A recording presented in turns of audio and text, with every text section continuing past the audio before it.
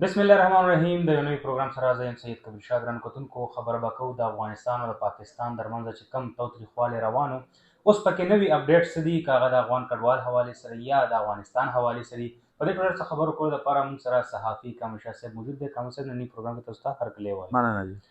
کامل صاحب، څه داسې نوي اپډیټ شته څنګه چې 2 ورځې وړاندې تاسو نوي اپډیټس ورکړي وو مخې ته میښي وو، اوس د افغان کډوالو حوالې سره یا په بارډر چې کوم خلک ناست دي هغې ته څه مشکلات دي، یا په افغانستان کې څه داسې مشکلات مخې ته راغلي دي؟ د ټول ناول خو بیګا چې په پاکستان او افغانستان دواړو ملکونو کې په دې خطه کې کومه زلزله راغلې وه، نو یقینا چې هغې په پاکستان کې هم ډېر زیات نقصانات کړي دي، خو په افغانستان کې هم د هغې نقصانات شته. او د افغان چې کوم د صحت محکمه ده، د هغې ترجمان د وینا تر مخه د یو کور کسان 8 کسان په دغه زلزله کې چې دي نو هغه وفات شوي دي، او صرف یو ماشوم په دغه کې پاتې دی. او تر اوس ساعته پورې ډېر زیات اهم اپډیټس چې دي نو دغه حوالې سره نه دي راغلي. خو وړومبۍ خبره دا وه چې انساني ژوندونه چې دي نو هغه پکې د لاسه تللي دي. په دویم نمبر به خبرو وکړو د افغان کډوالو حوالې سره. د افغان کډوالو چې کوم فلو د افغانستان طرف ته نو هغه په سموت طریقه باندې روانه ده، خو د باران د وجې پکې بعض ټیم سم مسایل چې دي نو هغه مخې ته راځي، او هغه مسایل د حل دپاره د دواړو ملکونو کسان یا د حکومتي اهلکاران چې دي لګیا دي، د هغې دغه کوي د ختمولو یا د کمولو کوشش کوي. خو په پاکستان کې یو داسې پیښه بیا په خیبر پښتونخوا کې هغه مخې ته راځي چې څو افغان چې کوم پناهګزین دي دلته د هغوی طرفه دا خبره ریپورټ شوې ده چې د هغوی دلته کوم کاروبارونه او اوس هغوی هغه کاروبارونه راغونډول غواړي او هغوی خپل ملک ته تلل غواړي. نو چې کوم پاکستاني تاجران دي هغوی ورله په پیسو ورکولو کې یا په دغه کې لملیټ کوي، او د هغوی دغه دی چې یاره زمونږ کارونه چې دي نو ډېر دغه شوي دي، نو تاسو مونږ ته صبر وکړئ. بل خوا د حکومت د طرفه او د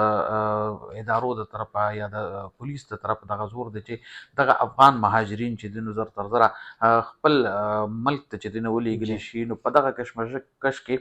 دغه خلکو ته ډېر لوی مشکلات مخې ته دي. بله خبره دا هم ده چې کوم افغان طالب علمان دلته سبقونه وایي د هغې حوالې سره یا د هغوی پیپر دي د هغې حوالې سره، خو د پېښور های کورټ چې کومه فیصله ده هغه مخې ته راغلې ده. دغسې د بیمارانو حوالې سره هم د پېښور های کورټ فیصله مخې ته راغلې ده. هغه خلکو حوالې سره هم پېښور های کورټ فیصله مخې ته راغلې ده، چا چې دلته رشتې کړي دي او د هغوی ماشومان د دې ځای دي. نو دغه صورتحال د افغان کډوالو د دې وخت کې خو د هغوی چې کومه فلو ده هغه د پاک افغان فورسز د فلیګ میټینګ نه پس چې کوم روانه شوې ده نو هغه روانه ده، او په یو خاص تعداد کې خلک چې دي نو خپل ملک ته روان دي او هغه پوریوز خپل ملک ته. په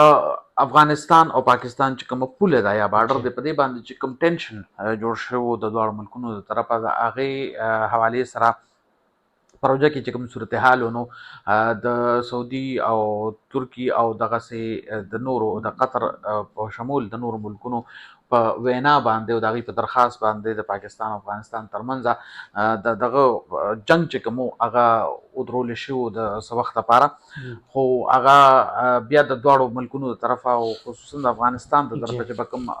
دغه کېده د هغې خلاف ورزي کېده او د هغه خلاف ورزۍ په وجه باندې د افغان چې کوم کډوالو د هغوی واپسي چې ده نو هغه هم د څو ورځو دپاره ودرولې شوې وه او بیا روانه شوه. خو دا مسله چې کومه ده، دا شخړه چې کومه ده، دا په مکمل توګه د ختمولو لپاره اوس د چین له طرفه یو نوی خبر راغلی دی، او دا خبر مطابق چین غواړي چې د پاکستان او افغانستان ترمنځ چې کوم صورتحال دی دا د معمول مطابق راشي او دا د دې مسلې حل مخې ته راشي. او د دې لپاره د چین په درخواست باندې د پاکستان او د افغانستان د وفدونو ترمنځ د چین په اورمچي ښار کې چې دی نو د مذاکراتو دور چلیدلی دی. په دې هکله د بین المللي میډیا تنظیم الجزیره چې کوم دی د هغوی د ویب پاڼې یو خبر مخې ته راغلی او په خبر کې دا ویلي شوي دي چې د دواړو طرفونه وفدونه چې دي نو چین ته تللي دي، په اورمچي ښار کې به هغوی یو بل سره کینی، مذاکرات به کوي او د دې مسلې پایدار حل به راوباسي، ځکه چې په دې مسله کې د روژې یا د اکتوبر نه دې خوا چې کومه مسله خرابه شوې وه، بیا د پاکستان ایر سټرایک شوي دي، نو د افغانستان یا په د دواړو ملکونو تقریبا 400 پورې چې دي نو هغه تنان په دې مسله کې وژلي شوي دي او دا مسله نور هم اوږدیږي. نو چین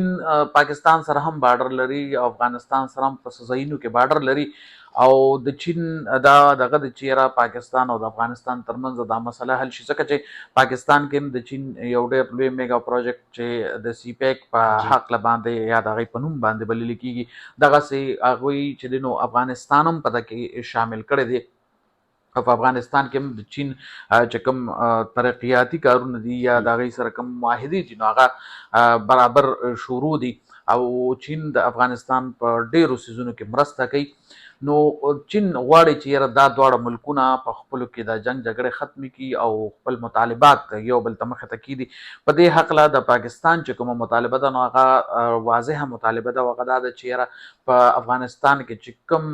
هغه تنظیمونه چې کلدم دي یا ترهګر تنظیمونه دي هغوی پاکستان باندې حملې کوي، د پاکستان په ښارونو کې حملې کوي، د افغانستان ځمکه استعمالوي. باید افغانستان دغه خلک الیمینیټ کړي یا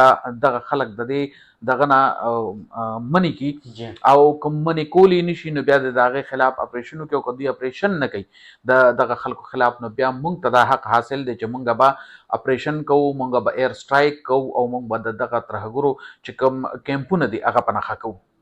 د افغانستان د طرفه دا خبره کیږي چې یاره دا خلک چې دي نو لکه دلته په هغه لیول باندې خلک نشته، موږ نه ورکو خپله ځمکه د دې استعمال دپاره او کله چې بیا پاکستان ایر سټرایک وکړو او اووه کیمپونه یې په نښه کړل نو د افغانستان د طرفه بیا پاکستان باندې حمله وشوه. نو دا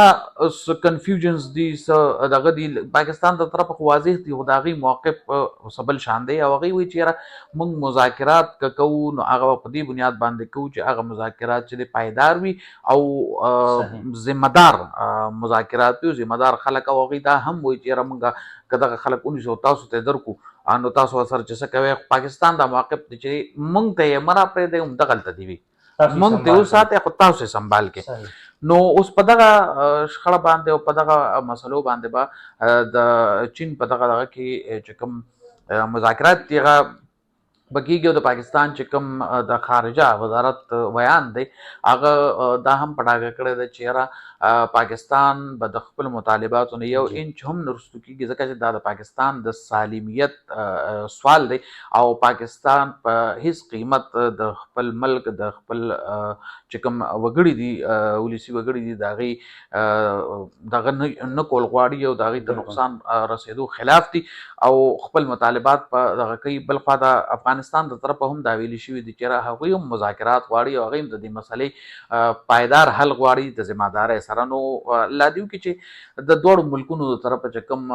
مذاکرات به کېږي یا مذاکرات روان دي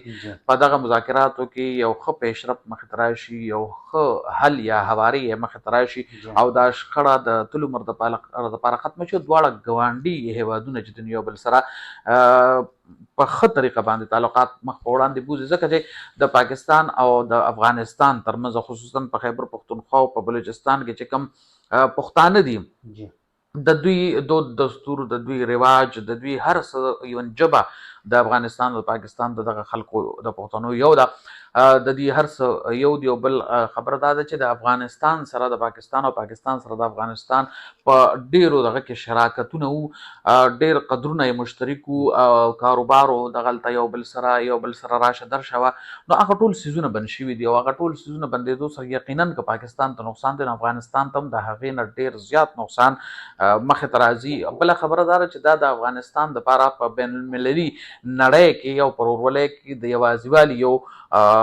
اثر یو نښه مخې ته راځي چې افغانستان په دې بین المللي ورورولۍ کې څومره یوازې دی. نو پکار خو دا ده چې د افغانستان کوم سیاست وال خلک دي یا د افغانستان چې کوم موجوده طالبان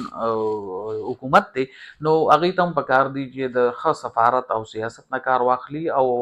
د دواړو ملکونو ترمنځ چې کومې خبرې کېږي چې په ښه انداز کې مخ په وړاندې بوځي. کمال صاحب اخرنی سوال په لنډو ټکو کې جواب راکړئ. دغه خبره خو تاسو وکړه د افغانستان حوالې سره، خو چې کوم افغان کډوال روان دي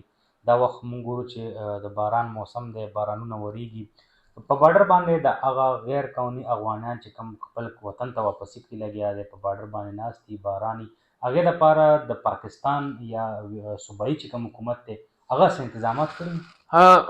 د صوبایي حکومت تر حده پورې کوه من ریپیټریشن کې د صوبایي حکومت خو خیر څه کار او کردار نه جوړیږي تر دې حده پورې کار او کردار جوړیږي چې د وفاق په خبره باندې عمل وکړي او دلته چې کوم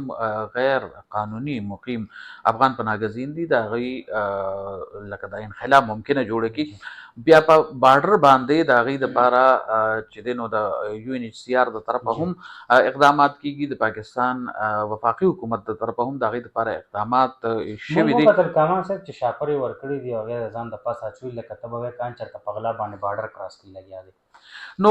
څه ورله ورکړي لکه ستا په خیال باندې چت ول هلته جوړ کړي هلته ولا یعنې مطلب بلډینګ دا جوړ چې کیمپونه نشته دی چې کړي کیمپ هلته شته بالکل په لوړګي کې کیمپ شته او هغه کیمپ کې چې دا خلک خو هغوی سره خپله کډه ده او هغوی سره ګاډي دي نو هغه کډه او ګاډي جوړولو دپاره خو دونه ټایم نشته که نه چې په کیمپ کې هغوی چې دی نو ایسار شي. دا ده چې کله پورې باران وي نو د هغې پورې د هغوی پروسس ولاړ وي ځکه چې د دواړو طرفونو مسایل وي لازمي خبره ده او چې کله د باران دغه شیبې ودرېږي نو بیا د هغې نه پس د هغوی چې دی نو انخلا شروع شي او ښه په یو طریقې کار باندې د هغوی انخلا کېږي. او بله خبره دا چې د صوبایي حکومت د طرفه هم دوی ته چې دی نو تیر ځلونو کې چې کوم د دې انخلا و د هغې حوالې سره به دوی ته ښه ګاډي ورکړې کېدل او په هغه ګاډو کې به دوی خپله کډه اړولې او ورسره به د سیفټي چې کوم سامان و هغه به هم دوی ته په دغه کې ورکړې کېده. دغسې په افغانستان کې هم یو ان ایچ سی آر هم لګیا دی او د افغان حکومت هم لګیا دی د هغوی دپاره هغه طرف ته کیمپونه جوړ کړي دي او اوس خو هغه سهولیات هغوی ته ورکوي چې زر تر زره دا خلک خپل ملک ته واړوي. نو زما په خیال د باران دا شیبې به د دې دپاره دومره څه ډېر غټ رکاوټ نه جوړېږي. ډېره مننه کامان صاحب، یقینا ډېرې ګټورې او ژورې خبرې مو کوي. یقینا چې دا کوم نوي اپډیټس وو د افغانستان حوالې سره یا د بارډر حوالې سره هغه کامل شاه صاحب تاسو سره شریک کړو. دا زموږ نننی پروګرام تر بل پروګرام پورې ماله او زما ټیم به راکړي اجازه د الله په امان.